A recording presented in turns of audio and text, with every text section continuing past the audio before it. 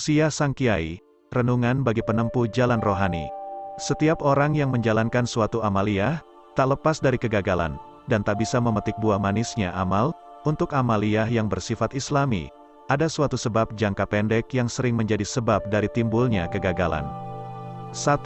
Karena kurangnya yakin pada apa yang diamalkan. 2. Menjalankan suatu amaliyah karena sekedar coba-coba.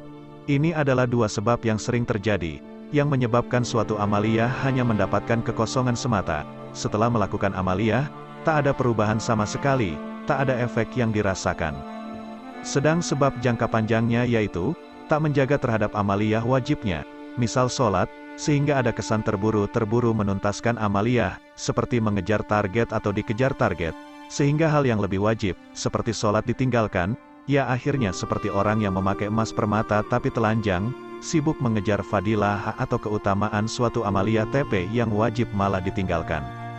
Padahal dalam sholat ada pembejaran pengendalian ketenangan hati secara mutlak, maka saranku, cobalah sempurnakan sholat, sempurnakan dalam bacaan, jangan gerusa-gerusu, pelan, sempurnakan sujud dan ruku, dan sempurnakan bacaan di dalamnya, jangan ingin cepat selesai, sempurnakan degen ketenangan, tanpa rasa merasa dikejar sesuatu, atau mengejar sesuatu, coba lakukan degen tenang, nanti beberapa hari akan terasa betapa tenangnya hati.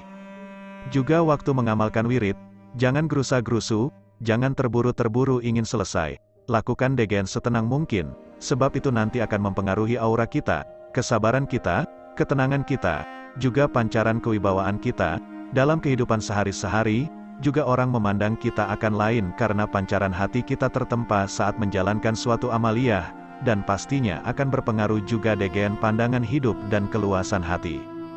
Yang biasa menggagalkan amaliyah LEG adalah biasanya tak terjaganya perut kita dari mengkonsumsi barang yang haram, bahkan barang yang tak jelas haram halalnya.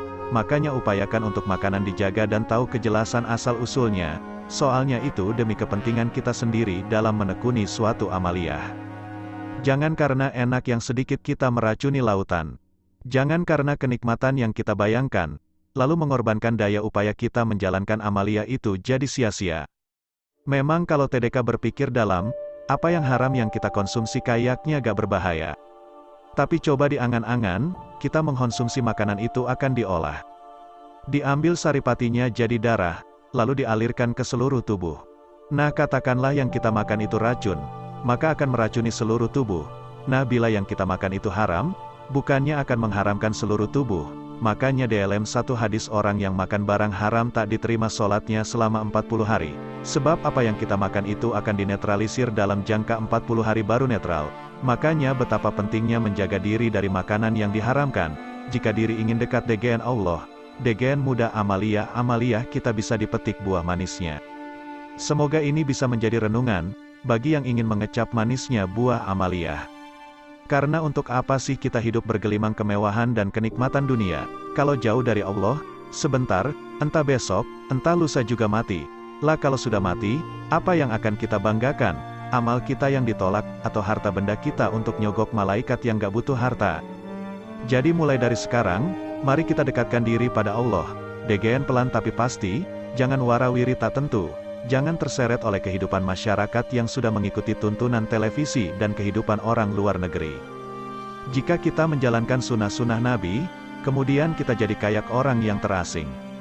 Terkucil, karena gak ikut nongkrong di gang, atau ikut tren nonton bareng sepak bola dunia. Lalu kita dianggap asing, itu sih jamak dan umum, dan memang sudah disabdakan Nabi. Kalau nanti di akhir zaman, orang yang menjalankan sunnah, maka akan menjadi orang asing di kampungnya sendiri. Sebab tak ikut kayak kehidupan masyarakat yang menuruti kesenangan nafsu. Gerudak-geruduk, itu tak usah kaget, dan sabda Nabi itu kenyataan. Yang tak terbantahkan, tinggal kita mau jadi orang asing TP yang berpegang teguh dengan sunnah, dan menyadari kenyataan untuk apa diri diciptakan, atau mau kayak masyarakat, ya begitu-begitu saja, mengeluh, membicarakan kejelekan orang, ngerumpi, ngomong ngalor ngidul, ngomongin pertandingan bola semalam, mutar-muter, tiba-tiba waktunya malaikat maut ngejemput, mau bilang belum siap sudah gak keburu, karena kubur dan yang gali udah gak sabar ngubur kita, karena kalau kelamaan, terlanjur bau. Mau nyesali karena gak boleh ikut nonton bola lagi. Iya tipinya siapa yang boleh ditonton pocong, kadang merasa masih muda, dikiranya maut jauh, tapi banyak kan yang mati muda, bahkan masih bayi juga banyak yang mati, ya gak?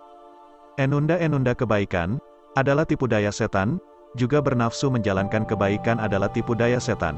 Maka jadilah yang istiqomah, agar tak ada lubang setan menelusupkan tipu dayanya. Jika seseorang melakukan amal perbuatan, maka seharusnya dan selayaknya mendapat buahnya amal. Atau jika melakukan sesuatu maka seharusnya mendapat hasil dari apa yang dihasilkan. Tentu semua setuju kalau seseorang melakukan sesuatu dengan cara, ilmu, dan terpenuhinya semua syarat yang dibutuhkan maka akan mendapat hasil sesuai yang diharapkan. Contoh nanam padi, kalau tanpa ilmu dan syaratnya pasti gak berhasil. Orang nanam padi, pasti yang ditanam harus padi, menanamnya di tanah yang harus diolah. Menanamnya harus cukup airnya del syarat, lah katanya nanam padi. Tapi yang ditanam sandal jepit, apa nanti akan tumbuh padi? Ya sekalipun yang ditanam sandal jepit satu truk juga gak bakalan tumbuh padi. Nah untuk bisa menanam padi sampai panen tak cukup cuma tanam saja. Tapi butuh adanya perawatan, pokoknya garis besarnya, asal tahu persis ilmu caranya menanam lalu dipraktekkan maka bisa dipastikan akan panen dengan hasil yang diinginkan. Dan juga teramat penting bagi orang yang menanam adalah adanya melihat dengan mata kepala sendiri.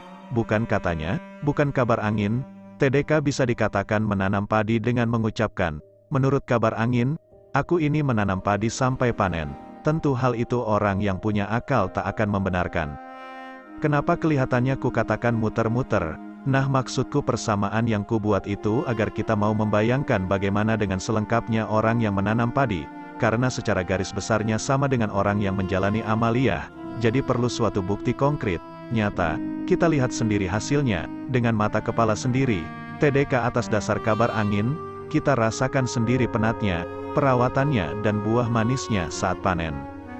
Contoh, jika kita mengamalkan sesuatu, misalkan mengamalkan surat Waqiah agar mendapatkan rizki, lalu ternyata kita TDK punya pekerjaan yang dapat kita jadikan tolak ukur dari keberhasilan kita mengamalkan Waqiah itu, ya jadinya sulit untuk mengetahui apa kita berhasil apa tidak. Makanya kusarankan jika mengamalkan misal Waqiah, usahakan punya usaha sendiri, walaupun kecil, misal toko kecil-kecilan, jadi bisa dilihat dan dipraktekan, ini kalau toko aku bacakan Waqiah berapa ya pendapatan sehari?